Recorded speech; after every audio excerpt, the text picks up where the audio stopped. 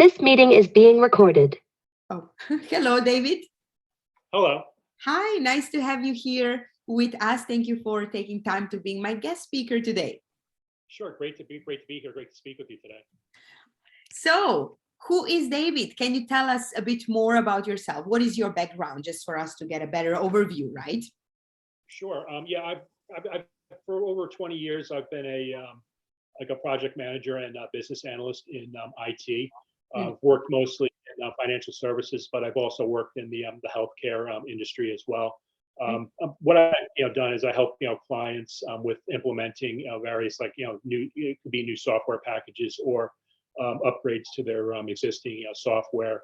Also, responsible for helping organizations with business process reengineering on the operations side, helping them become more efficient with their processes. Eliminating like a lot of manual processes and then automating all these processes for them. Then that helps them save money in the long run over time. So it's just making them run more efficiently and more cost effectively. So saving them also probably right time. So they're like automizing Yes. the systems and okay. So how did you get into it?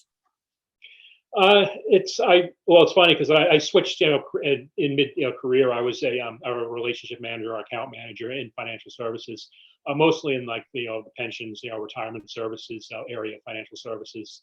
And then mid career, I knew people that were moving into consulting area or contracting. It seemed very interesting because I consider myself very like analytical person, someone that likes to look at to improve their processes. And help organizations become more effective. So I moved. That's why I moved into IT, kind of mid-career, and I've been there for like now over 20 years, doing both my business analysis as well as project management. And how can, just out of curiosity, right? Like, how has the business been now in the past 2 or 3 years, given obviously this challenging time, etc.? Did you see, like, was it kind of better or the worse? Like, what was the direction maybe the work was going? Well, the directions like IT kind of goes into phases. So it'll be hot for a while, then it'll cool off, then it'll heat up.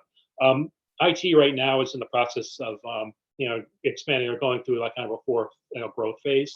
Because with artificial intelligence, that's a growing area that companies are investing in, as well as cloud technologies.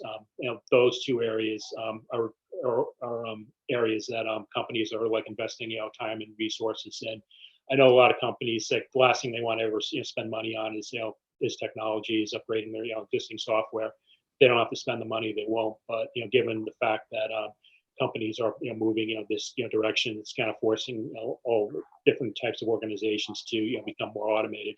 Where they moving their applications onto the cloud or start looking at artificial intelligence. Artificial intelligence would make everyone's job more efficiently, get rid of a lot of their mundane tasks that are out there.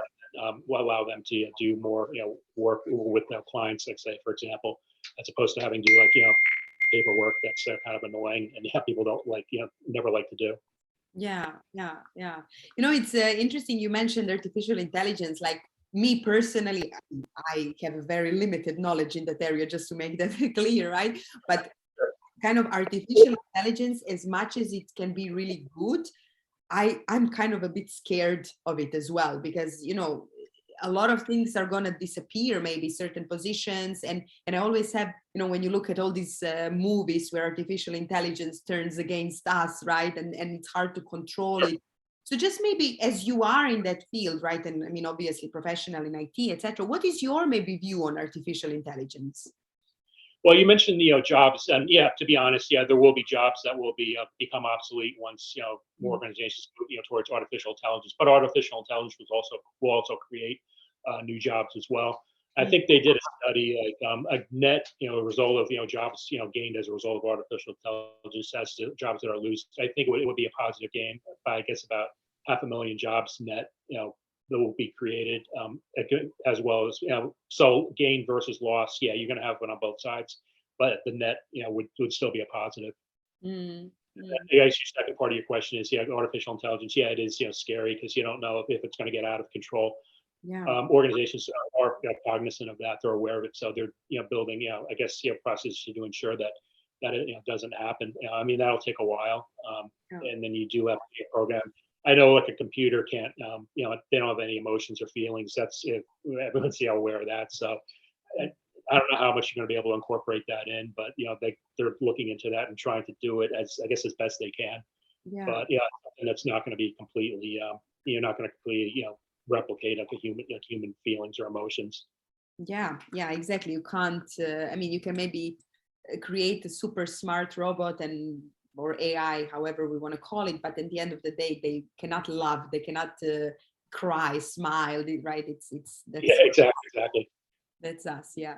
I mean, technology, I see it from a point of view that like technology is great, amazing, beneficial, useful, as long as you are the one in control, right? Like not the other way around. I mean, we see, for example, social media nowadays. It's some people are just so glued to their phones, living in kind of a virtual world, whereas we really need to pay attention not to get there, right? Not to go completely to that. Yeah, just taking a break from that. Like you mentioned social media. Like, I think you should. Yeah, everyone should take a break from it every now and then. I'm only on LinkedIn. I'm not on any of the other social platforms. And like I said, LinkedIn is great for like networking and connecting with other professionals. I think that's a useful platform to be on. But other applications or platforms like Instagram or Facebook, I'm not on those. Because it's really you try to want to meet people that are more like real, and you don't get a real picture of people on the other platforms. Is that what they're really like? Is that the real person, or is this someone like a facade, like a made up person? Yeah, exactly. And it comes down to, right, like what are you using it for as well, right? LinkedIn is good for this, Facebook is good for something else, Instagram, right? So it's and what you feel comfortable with. That's another important thing. Very, very important. Okay. So David, now what I always love to ask is when looking at your life, right? Like when looking, now we're getting philosophical here, but when looking at your career and your personal life, what would maybe be some points that, come up for you that were turning moments for you when some big changes happened, or anything at all that stands out for you that you would like to share with us? As I mentioned earlier, I did change careers. I moved more like financial services, like really managing accounts, working with clients directly, and moving towards IT. That was probably my big shift, I guess professionally. Just having to switch to a different domain within both within financial services and later healthcare.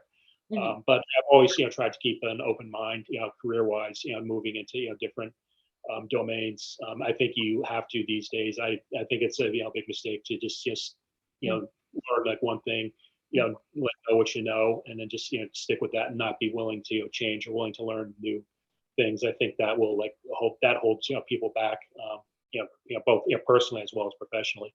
So that was probably for career wise. And that would have been like 20 plus years ago, right before year 2000 when I switched into IT. So yeah, that was probably a big turning point for me personally. And what were maybe, let's say, like the learnings, right, from that experience? Apart from it's important to keep open-minded, willing to change, what else were maybe takeaways that changed you as a person, right, when moving that switch? I'd say a couple of things. Like I said, in learning a new industry and having to reach out to people to learn, I guess, the best practices and best way to perform the new jobs. Companies I work with never provided any formalized training. So most of jobs that I've had, it's been on the job training. I've had to reach out to people and learn new functionality, new information, and just how to best serve customers or clients. So a lot of it's been my personal experience, just having to reach out, having to take the initiative, to hit the ground running, and learn new things as quickly as possible. And well done on doing that, right? Like what you mentioned, taking initiative, right? We have a lot of, I wouldn't say a lot of, but sometimes individuals like to be more in this kind of victim mentality, right? They didn't provide me training, so I cannot do it, right?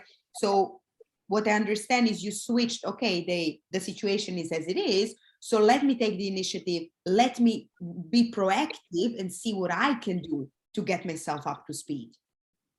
Sure. Yeah. Yeah, and we run into plenty of people. Like you mentioned, the victim mentality. People go like blame other people for the problems. That's something I know I would definitely avoid, because in the end, your career, your growth, your development is all up to you. It's not up to other people. And yeah, as I said, I had to take the initiative to learn new things and to develop new skill sets and knowledge, and pick up gain new knowledge. For example, even with IT, IT's changed quite a bit too. They used to use like a methodology called waterfall, where it's just you basically go through each phase. You write big requirements document, you go get it approved. Then once it's approved, and the developers develop what you've written, then it's tested, and then it's implemented. Whereas now organizations are moving towards agile methodology. The difference between the two is it allows for continual software development, and you're reaching out to various stakeholders. It could be operation stakeholders, developers, business stakeholders, C-level executives, and just getting their continual feedback, and then implementing software changes gradually over time. As a result, is a project would maybe go on for the same time for like a year or so, let's say, for example, and the result is having a better product that customers and clients are more happy with, as opposed to the way of doing things with waterfall. It's you would roll out a product. The client said, "I'm not really happy with this. This is really what I wanted," and then you're stuck having to put various changes in after the fact. So being more agile now, it just allows a product to be developed over time gradually, and in the end result, it's a much better product that everyone's happy with. Yeah, and actually, while I'm listening you speaking, I'm curious. Did you notice, or how did you notice, not did you know, but how did you notice, right, your ability to adapt, and the ability to be proactive, and to network, and to look for solutions, etc., at work? How did you notice that also being the case in your private life, right? Like, was there a connection? Would you say that it was by developing in one area, you developed also in the other area? Yeah, now that you asked that, I probably, somewhat. Yeah, as I said, people like, both personally and professionally, if you're growing, you should, be open to that. And yeah, definitely from when I was younger to, where I am now, I've grown, tremendously. Personally, I know in, general, I'm, more introverted, and I always have been. I've, become maybe a little more extroverted as I've gone through my career. I'm not I'm not going to be a complete extrovert, because I said you are who you are, and shouldn't change. You should always be yourself. Yes.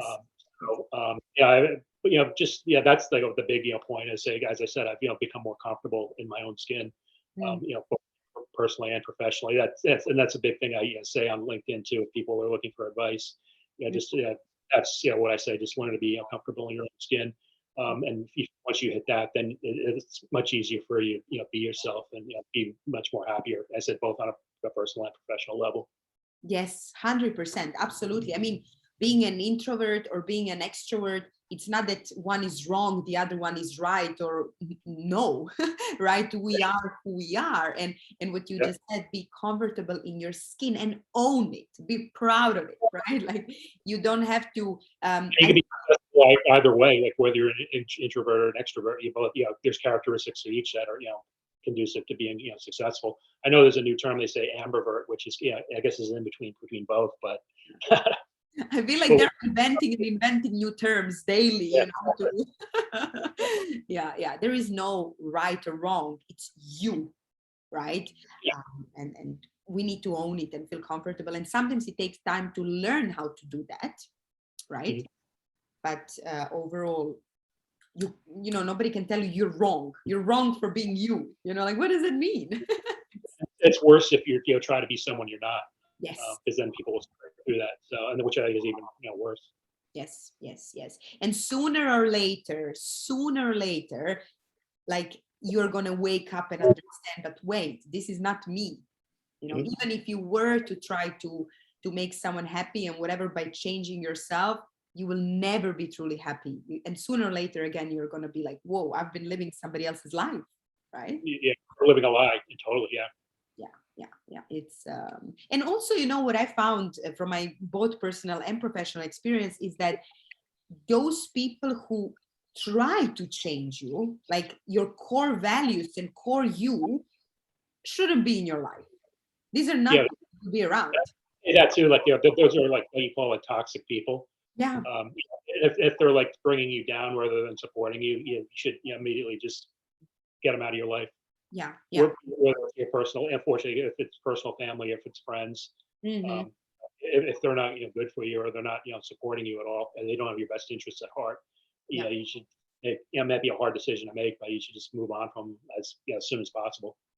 Yeah, exactly, absolutely. I mean, what I like to say, right? Certain things, it's not about having them easy, it's about having them beneficial and valuable. And oftentimes, those beneficial and valuable things are hard things, right? Sure. But they're necessary especially when thinking long term.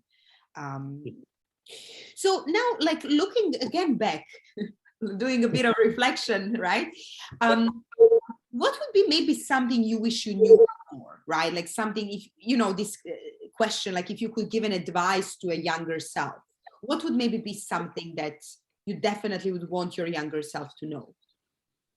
Yeah, one thing definitely would pop to the forefront in my head. It's being, I guess, I had a fear of, like, you have a fear of failure when you're younger, like you're afraid to try new things because you're afraid you're going to fail.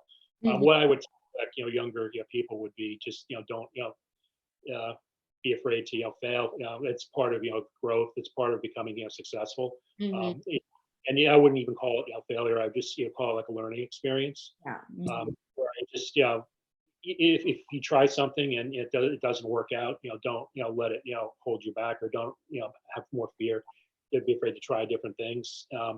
I said I've done different things throughout my career. I've tried different things. Some things have worked out better than others, but eventually you'll find what you're most comfortable with, what your path is, and then but it may take it took me time to find my true career path in life. And so but I think I could have maybe found it a little bit quicker if I wasn't, as a younger person, so fearful of of failing or not succeeding.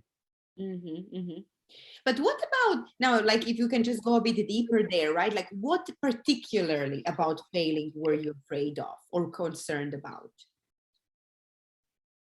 um Maybe, I don't know, maybe just I'm trying to, just thinking back, it would be more just like what other people might think. Oh, you didn't succeed at that. Mhm. And then, like, that was the other, I guess, point would be just not, you shouldn't care what other people think. Mhm. uh, and when I was like much younger, I probably did a little bit more than I should have. I cared what other people thought. Mhm. And I would say don't just be yourself. Follow your own path, then you'll reach your goals in time. There's no set pattern. Everybody reaches their goals at different times. Yeah. You should compete, and you shouldn't compete with other people. You should just compete with yourself. Mhm. Um, just follow your own path. Yeah. And that's a very common one, right? Like fear of failure, not necessarily only kind of for our own sake, but like what will others think? That's a big deal. But once we understand that we shouldn't be thinking about what will others think, it's such a relieving, like, ooh, it's like a weight off your shoulders, right? Went away. Yep, exactly. It's great. Thank you so much for sharing that, David. Really, for talking about all that. So now, just kind of before we wrap it up, when you think about the group, and I'm very happy, of course, to have you as a member of the group, what would be something that you could maybe at this point either offer to the group or maybe ask for some kind of support or anything at all that comes to your mind again? Yeah, I'm more like willing to like give advice to people if people have issues and they want advice on how they would pursue something, or how to go about something. I'm more than happy to give this advice and support to people. That's mainly what I do on LinkedIn. I'm not looking for anything in return. I'm more looking at say be more of like a giver as opposed to like just receiving information. Mhm. But I like I enjoy like supporting people, like people's comments on LinkedIn, or if people like mention like an issue or a problem, just chiming in and just saying try this and don't let people bother you. Just as I mentioned, be yourself. Mhm. Don't worry about whether people say be comfortable in your own skin. I mean, it's kind of like advice like that I would try to give people. Mhm. Or if people within a certain, like my industry is IT, if people are looking for specific information regarding IT, I'll, would mind sharing that with them as well. Mhm. Mhm. Yeah, for sure. I mean, you have such vast experience and knowledge. Right now, I'm just looking to share my experiences over my career, just to help other people, like, people that are younger or in mid career, that they're looking for a change and they're not sure how to do that. I try to offer that support as best as I can. That's lovely. Thank you for doing that. And I would also, if I may, encourage group members to connect with you. I'm going to put like your link to the profile, your profile on LinkedIn, right? So people can connect with you. Oh, that'd be great. Yeah, that's yeah. And IT, I mean, IT future is IT basically, right? A lot of people are moving into that direction. Even like banks or financial institutions, they may be moving more towards like financial technology, company that'll be more fintech, fintech they call it, as opposed to traditional banking. So Mhm. it's definitely a shift that's going to be happening gradually Yeah. over time. Yeah, and more automation and more kind of saving your time or giving you more, just like, would you ever consider maybe going to some kind of consulting or opening your own IT company, or any project maybe in mind that you had? Yeah, actually, I'm a contractor right now. I just started a new assignment almost 2 months ago with Insight Investment, their subsidiary of BNY Mellon. So the last few years, I've worked as a consultant or a contractor, going into organizations, helping them with various projects or product, rolling out products, rolling out new software. So I actually have been doing that as consulting over the last several years. I've sometimes gone full time. I've kind of gone back and forth between working full time and then working as a contractor. Yeah, and it's a lot of fun. I mean, I used to worked in recruitment, and we also recruited a lot of PMs and BA, and I was in charge of finance recruitment in particular. So I know that a lot of companies were switching to exactly that kind of work, right? Hiring contractors. It's a more dynamic work, more quicker, a lot of different, like, you gain so much experience on working on so many different areas, right? So it's must be a lot of fun for you. Yeah, it's definitely interesting. So, what you said you used to be a recruiter. What made you switch into being like a coach, like a professional growth coach? Like, how'd you end up switching there? No, with pleasure, of course. I mean, for me, I've always been into mind and behavior, etc. And since the beginning of my career, I was always in consulting and sales, but firstly in education industry, and then later on in recruitment, right? So as much as those were sales roles, I was never seeing them only as sales roles, because these were life-changing decisions people were making, right? Firstly education wise, then work wise. And then on the other hand, I'm coming from a family of entrepreneurs, so for me it was just a matter of time before going on my own. But again, before doing that, I wanted to go out there, learn, gain experience, etc. And then around maybe 6 years ago, I hired a coach for myself. And I actually realized that part of my work was always coaching, but I didn't know what was that, like, how was that called, right? I knew it wasn't psychology, I knew it wasn't psychiatry, none of these. But and this is basically how I decided, all right, like, that's it. I went through certification, etc. And been in this 3 years now, all 100% self-employed. Yeah. No, it's interesting because, like I said, with IT, I mentioned like Agile. There's a lot of I know people that have kind of gone into Agile coaching, and I've kind of done that as well. My Yeah. last assignments, just helping organizations become more agile, coaching them or training them how to do that. So I've worked with on that as well. So it's coaching something I've kind of become interested in the last few years. Really, I never really thought of it as being a coach, or thought I would be interested in it. But as I've gotten older, I've kind of move towards that direction. Yeah, I mean, I see it also a lot, like, people as people get more experienced and older and so on, a lot of them switch to exactly what I heard you saying before, giving back, kind of mentoring, coaching, Exactly. teaching, right? You want to share all that knowledge that you've gained.